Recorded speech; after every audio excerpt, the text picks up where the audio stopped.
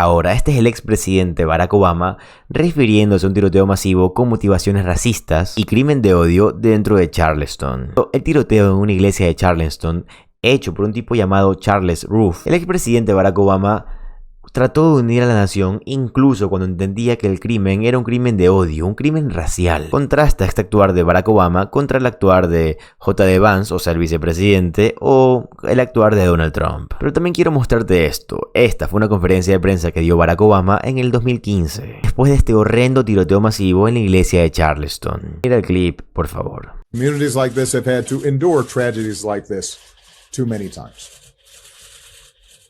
We don't have all the facts, but we do know that, once again, innocent people were killed in part because someone who wanted to inflict harm had no trouble getting their hands on a gun. Now is the time for mourning and for healing. But let's be clear.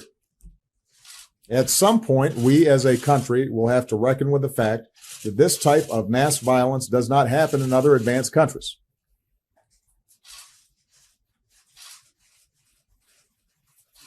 It doesn't happen in other places with this kind of frequency.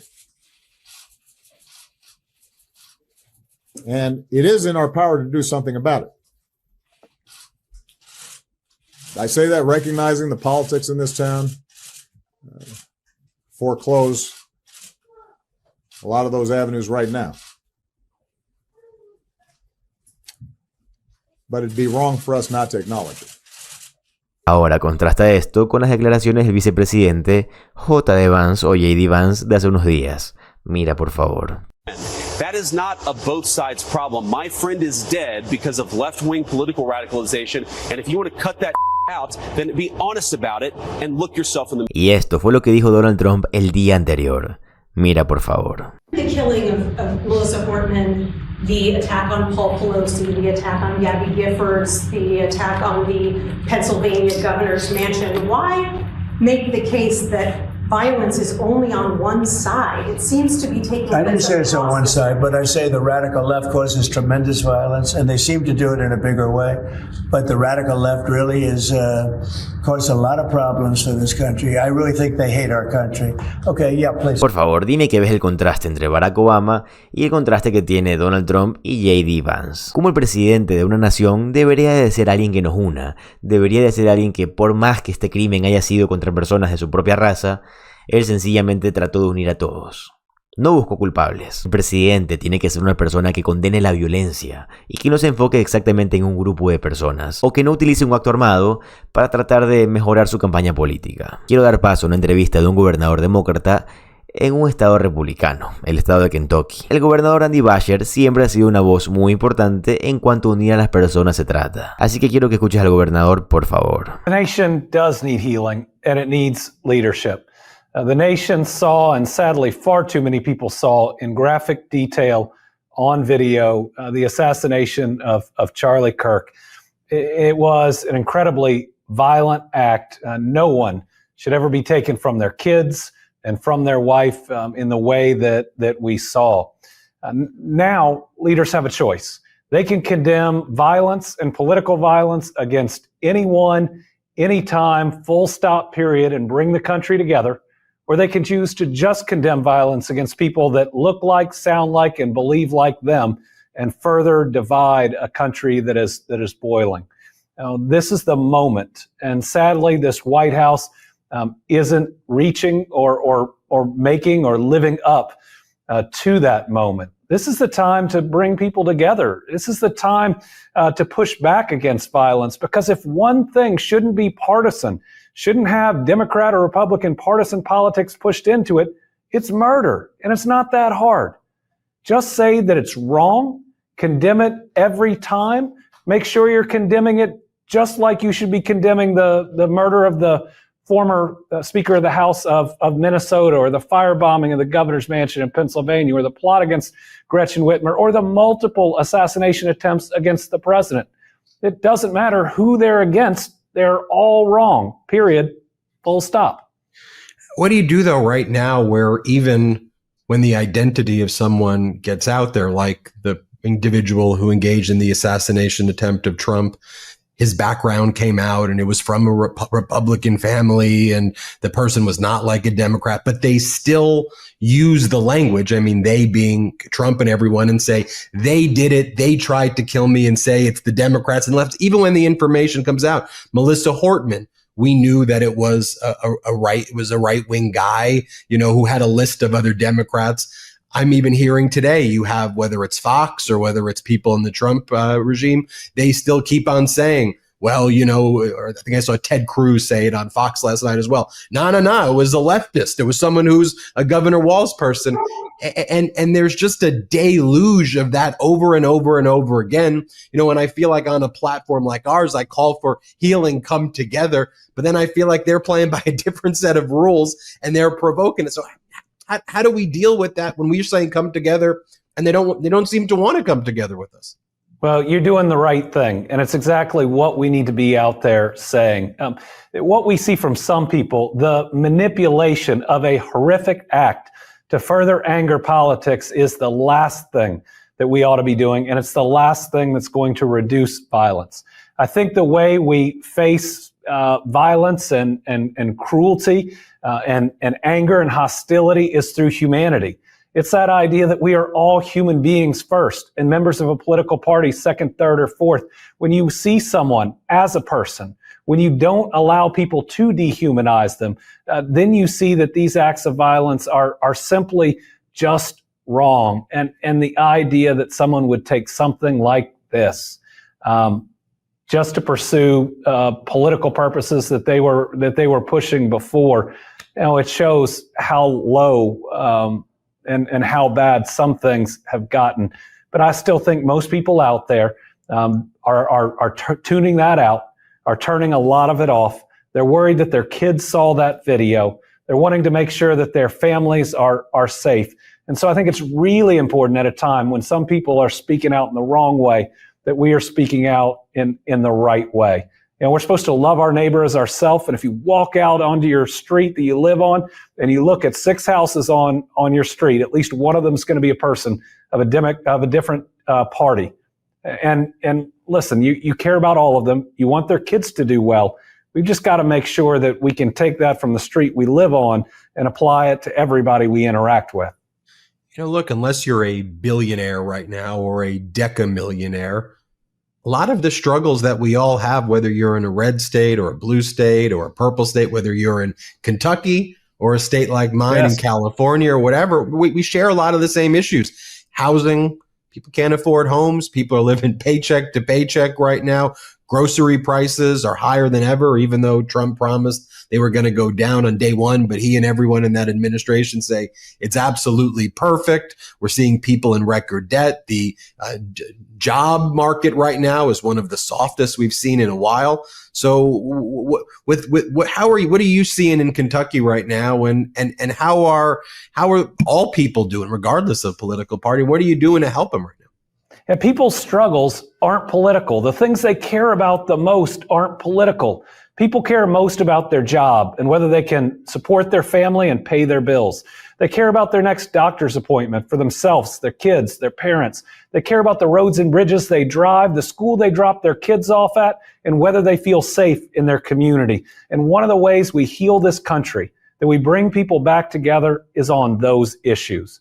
We offer to work together, not in a bipartisan way because that's some type of swap or deal, but in a nonpartisan way of pushing all the rest of it out. I think that Donald Trump is president in part because he convinced the last group of undecided voters that he was more focused on the economy, more focused on helping them pay that next bill than his opponent. But the way he's governed has only made it harder. Donald Trump's tariffs have taken my state, which was booming, which had an economy that was really surging. And we just announced that we're going to have about a $300 million budget shortfall that's projected right now. That is almost all because of tariffs and their impact. You saw that last jobs report, fewest number of new jobs in a long time. First time that another month had been revised to actually lose jobs. Wages, the growth had significantly slowed, but costs were still rising. Real concerns inside that report. Again, they're all connected to tariffs. But let's be non-political for a minute. I'm not the only person in Kentucky that's saying it. Rand Paul and Mitch McConnell are both out there saying tariffs are bad trade policy and they're ultimately a tax on the American people. So if this Democratic governor and Republican senators Mitch McConnell and Rand Paul agree tariffs are a tax on the American people, it's because they are. And then just talk about, you are a Democratic governor in a state that would otherwise be described as fairly overwhelmingly red. Now, Kentucky has its own culture of independence, but if you looked at it on a map, you would say that's a red state. But you have never shied away from supporting marginalized communities.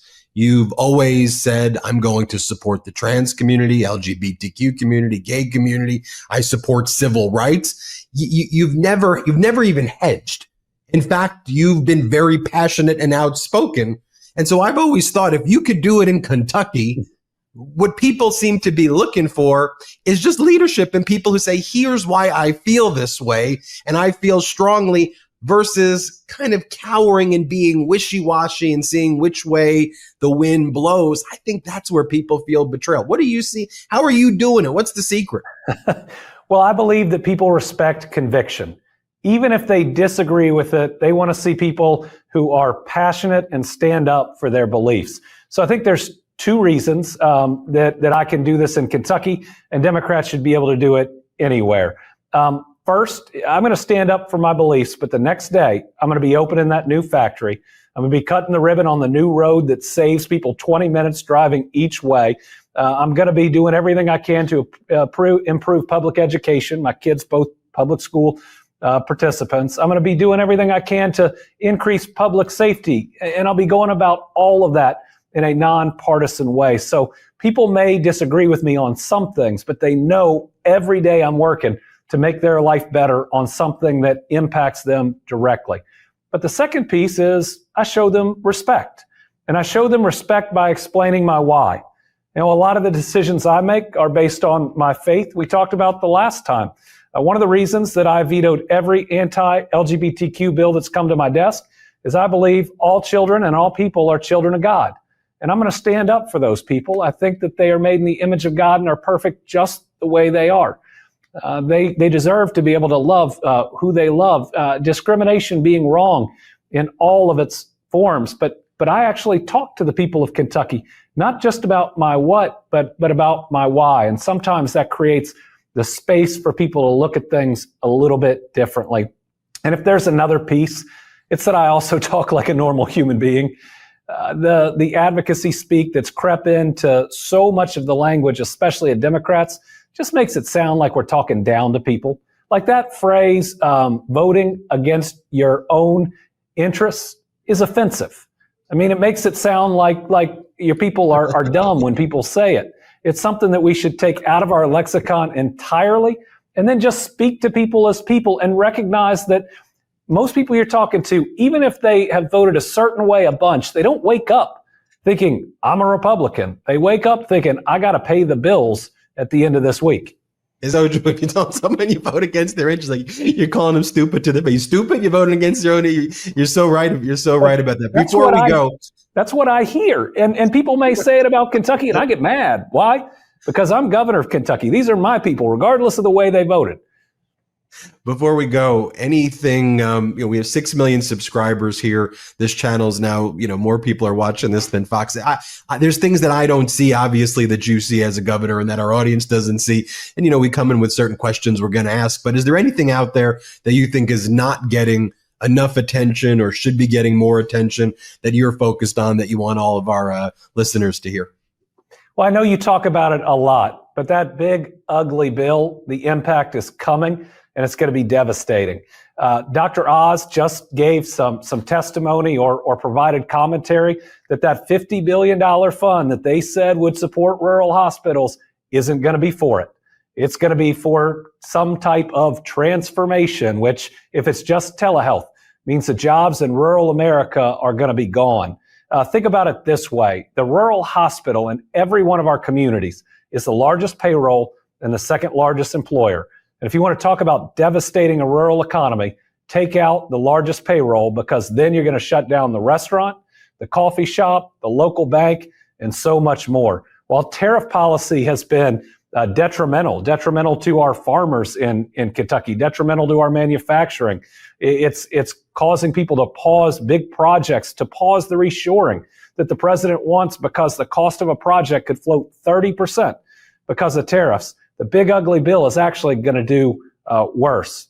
Healthcare is one of the fastest growing parts of our economy and of our rural economy, and they just removed a huge amount of revenue from it, which means it's going to be harder for you to see your doctor, harder for you to see your specialist.